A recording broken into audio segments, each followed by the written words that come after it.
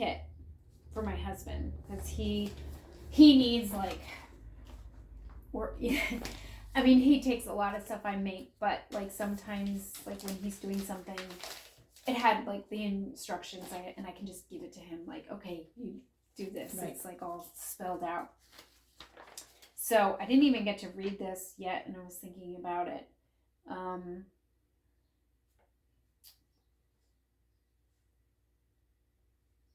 American system of healthcare is really the opposite. It's a system of disease maintenance. Mm-hmm. Hospitals, instead of teaching health and prevention, are all based on surgical repair and emergency care. After all, this is where the real money is, not curing anything, but instead getting people into a lifelong addiction to numerous pharmaceutical drugs. And hospital and emergency rooms are all about repair, not about prevention. So his system, he says, is prevention. And that is what I feel like what I'm teaching is really prevention. It's hard if you are already like real deep into maintenance, or if you're already on a lot of drugs and you have to like reverse and go back and try to like get healthy. But if you can get in and be in the preventative place, like it's much easier for sure.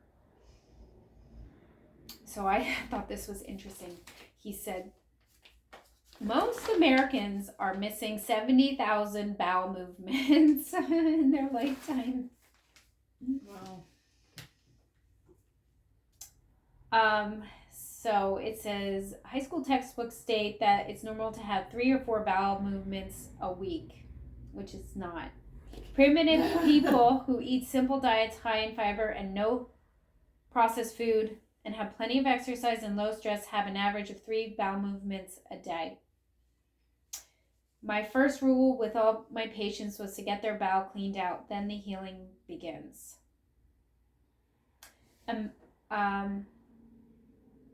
Americans have the highest incidence of colon rectal disease and colon rectal cancer of any country in the world. And that was what the main premise. I guess Dr. Christopher taught that first, and Dr. Schulze continued with that, working to clean the bowels first, because you're absorbing your nutrients from your intestines. It's like the second brain, like all the balance of your body.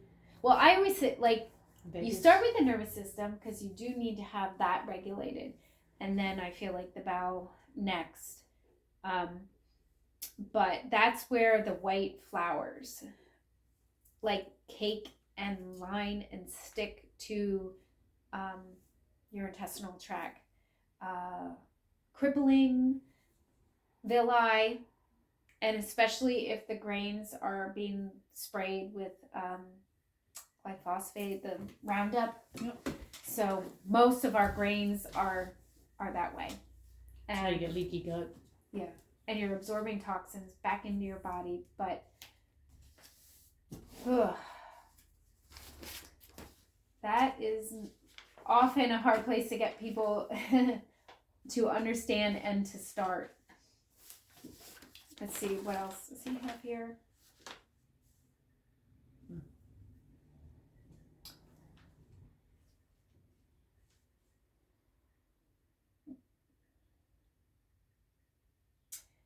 Your body is being, I don't like to focus on negatives, but just looking at the facts and then turning it around is what's important. So, analysis of human fat, blood, urine, breath, mother's milk, and even semen demonstrates that everyone on this planet, not just those living in big cities, everyone, especially Americans, carries hundreds of toxic, lethal chemicals in their tissues.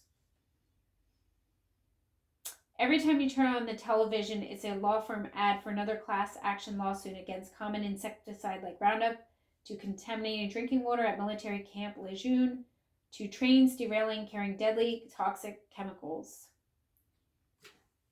Which after that one train fire, we didn't hear about that for how many days until after it happened. And then after it happened, you heard about it for a little bit, and now nothing. Mhm. What happened to those people? There's some We were just talking about that again today because of the. fires. And ironically, like, we didn't hear anything about what happened to those people that live there. Or It's so weird to me. It's like, how do they make chemicals from, and then like natural substances on Earth? Like everything is made from the planet, and at one time everything was just like when I'm in this house, it's like everything's just like wood and like stone and leather, and There's no plastic. there was no Once plastic. petroleum Like, came along. where did all these chemicals get created from? Isn't it a byproduct? A lot of the pharmaceuticals from petroleum, the Rockefellers and the Yeah, that was back then. case. It's scary. But yesterday with the air quality, I did my Zytoscan, and I had a lot of chemical stress in my body. And I took all the herbs that it said for me. Today I didn't have it. So to me, that's pretty cool that if you start taking stuff, your body like repairs itself pretty quickly. Like it'll go to work right away, getting rid. Well, how long, when you did your Zytoscan and it tells you the herbs that you need to take because you had respiratory distress, you only took them one day and it repaired itself pretty much? Or do you have to take that monthly for a little bit of time? No, you would have to keep continuing, but like I could see, like even just yesterday, like I was taking lobelia, like I felt some tightness and open right away. Like an energy shift can happen really quickly. That's why I think people have miraculous healings.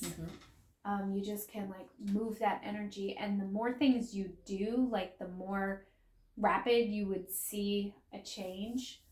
So I think like the body is either in like a degenerate state or it's in like a state of healing, going the other direction. So if you're taking some herbs and you're eating well and you're drinking your water and you're in the balance place, like you're going in the direction of healing or repair. If you're not, then you're just going in the opposite way. But usually once you start making those shifts, I think when you're sensitive to it or get used to that noticing, like you can see the shift happen pretty quickly, and you'll kind of like catch things before they get like, you get ahead of them before they get out of control. Like you're just like aware of what's going on in your body. I think that missing piece of awareness is one of the biggest problems. Like I don't think people are connecting dots. Maybe they're starting to, like with what they're eating or what they're doing or what they're drinking, and then how they feel. Somehow like you can numb your body where you're like not connected. Like they say the mind-body connection, you can like numb out and not notice until you have like a big flaring problem. And when you have a big flaring problem, it's hard to get that under control. Or I don't want to say under control, it's hard to reverse, because I was taught like whatever you have that might be chronic, however long it's been there, you should expect at least like half the time to get it remedied. And I mean, you could do less. You can be on the way and making progress, but you know, let's say you let your neck or something, like you have pain in your neck or your back, and you let it go for 5-10 years, and you just take Advil, and you're just managing the pain with just like a painkiller, until now it's so bad and you're at a place where you have to probably get surgery or do something drastic, where if you didn't cover up the pain and you're kind of like, okay, what is going on, and you address it, it doesn't become a chronic problem. You're looking at your lifestyle, you're looking at maybe how you're sleeping or the stress you're holding. You don't want to let things go and just cover them with anything that helps your body numb. So sensitivity, getting that sensitive feel is key to the herbal world. Just